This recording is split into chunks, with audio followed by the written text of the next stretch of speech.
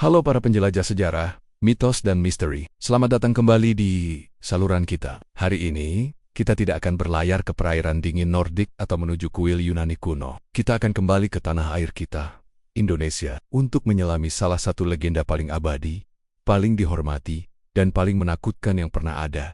Legenda Ratu Pantai Selatan. Kisah ini bukan sekadar cerita rakyat. Ini adalah perpaduan kompleks antara kepercayaan spiritual mendalam, catatan sejarah kerajaan-kerajaan besar Jawa, dan misteri alam yang belum terpecahkan. Kita berbicara tentang sosok yang memegang kendali atas ombak yang ganas, yang kehadirannya memengaruhi politik keraton, dan yang aturan tak tertulisnya masih dipatuhi oleh masyarakat pesisir hingga hari ini.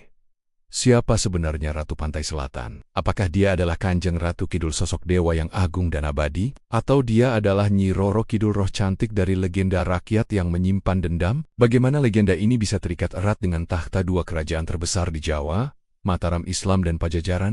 Siapkan diri Anda untuk menyelami tiga dimensi dari legenda ini: mitos, sejarah, dan mistik. Mari kita mulai. Segmen 1.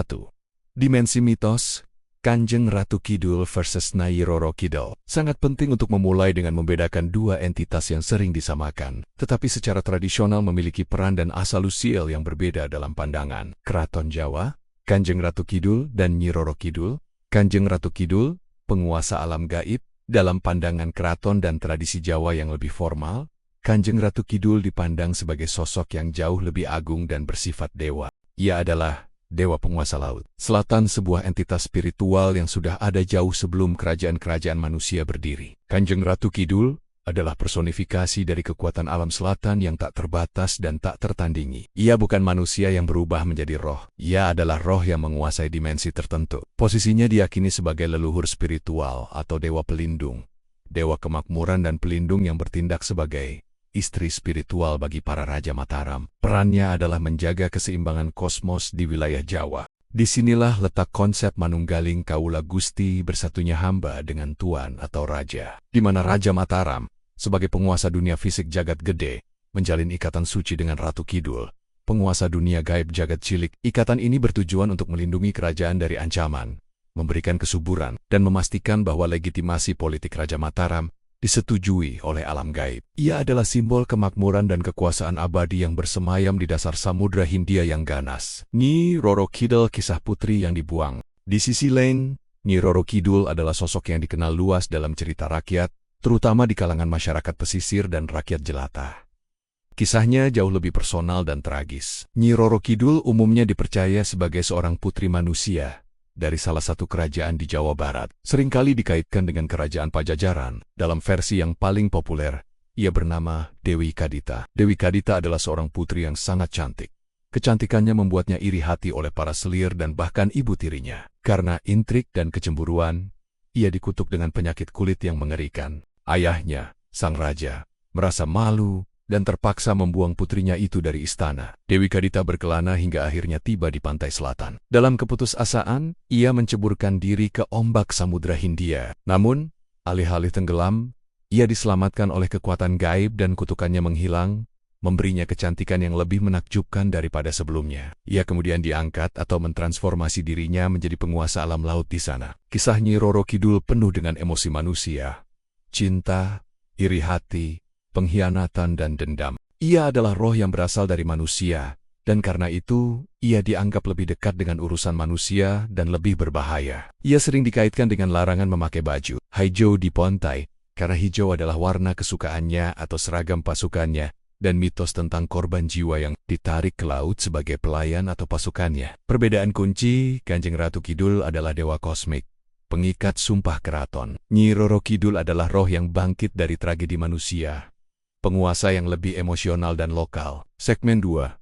Dimensi sejarah, Sumpah Mataram dan Pajajaran. Legenda Ratu Pantai Selatan tidak dapat dipisahkan dari sejarah politik dan legitimasi dua kerajaan besar di Jawa, Pajajaran dan Mataram Islam.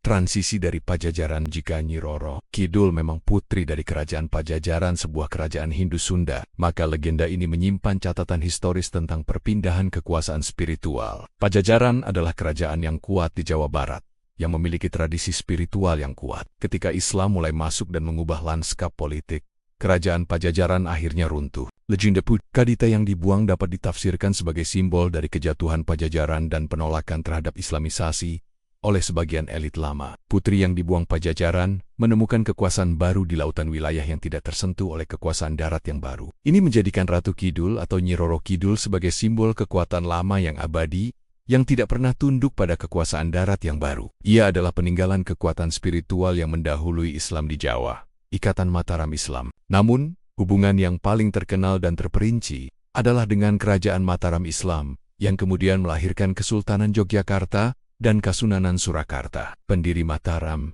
Panembahan Senopati, adalah sosok yang konon secara historis membangun ikatan suci dengan Kanjeng Ratu Kidul. Legenda menceritakan bahwa Panembahan Senopati melakukan tapa meditasi yang sangat kuat di pantai selatan. Tapa ini konon begitu hebat hingga menyebabkan air laut mendidih dan ikan-ikan mati. Karena tapanya, ia menarik perhatian Kanjeng Ratu Kidul. Dalam pertemuan ini, Ratu Kidul berjanji akan menjadi pelindung spiritual Mataram dan istri gaib bagi setiap raja yang berkuasa di Mataram secara turun-temurun. Imbalannya, Ratu Kidul akan menarik 1 atau 2 korban dari darat setiap tahun untuk dijadikan prajuritnya. Ikatan ini memberikan legitimasi yang sangat besar bagi Mataram. Di mata rakyat Jawa, seorang Raja Mataram bukan hanya penguasa politik yang sah, tetapi juga penguasa spiritual yang diakui oleh alam gaib. Hubungan dengan Ratu Kidul menjadikan Raja Mataram sebagai Sayyidin Panatagama Khalifatullah, yang berarti pemimpin agama sekaligus wakil Tuhan di bumi, yang didukung oleh kekuatan gaib di laut. Kekuatan deret raja dan kekuatan laut ratu bersatu untuk menciptakan keselarasan kosmik bagi kerajaan. Secara sejarah,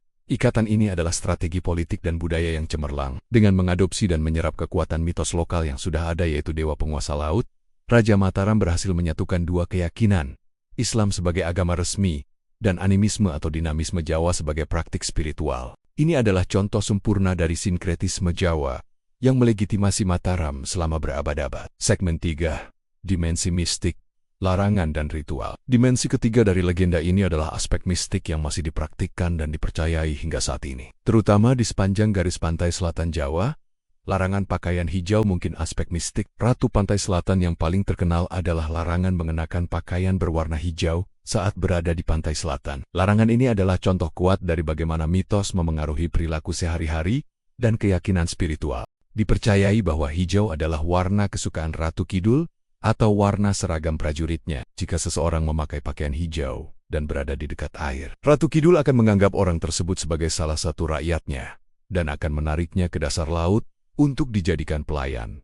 Larangan ini bukan hanya cerita seram. Ini adalah manifestasi dari kepatuhan terhadap kekuatan alam. Secara rasional, larangan ini mungkin berasal dari alasan keamanan. Pesisir selatan Jawa terkenal dengan ombaknya yang ganas dan arus bawahnya yang sangat kuat, rip current. Arus ini sangat sulit dilawan. Warna hijau terutama hijau lumut atau hijau gelap juga membuat seseorang sangat sulit ditemukan dalam gulungan ombak yang keruh. Dengan menciptakan mitos yang kuat dan menakutkan, masyarakat setempat berhasil menanamkan rasa hormat dan kehoti-hation terhadap ombak yang mematikan, sehingga mengurangi risiko tenggelam. Ritual dan persembahan aspek mistik Ratu Pantai Selatan juga dipertahankan melalui ritual tahunan yang dikenal sebagai labuhan. Ritual labuhan adalah upacara persembahan yang dilakukan oleh Keraton Yogyakarta dan Surakarta sebagai bagian dari hubungan suci mereka dengan Kanjeng Ratu Kidul.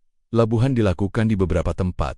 Salah satunya yang paling terkenal adalah di Parangkusumo, dekat pantai Parangtritis. Dalam labuhan, berbagai barang seserahan dari keraton seperti potongan kuku, rambut, pakaian, dan berbagai hasil bumi dihanyutkan ke laut. Ritual ini berfungsi sebagai pembaruan kontrak atau penghormatan tahunan kepada Ratu Kidul. Tujuannya adalah untuk meminta perlindungan, kemakmuran, dan untuk menenangkan kekuatan alam agar tidak membawa bencana. Labuhan adalah bukti nyata bahwa ikatan spiritual antara Raja dan Ratu Pantai Selatan bukanlah sekadar sejarah masa lalu, tetapi praktik mistik yang masih hidup dan sangat penting bagi keraton dan masyarakat Jawa.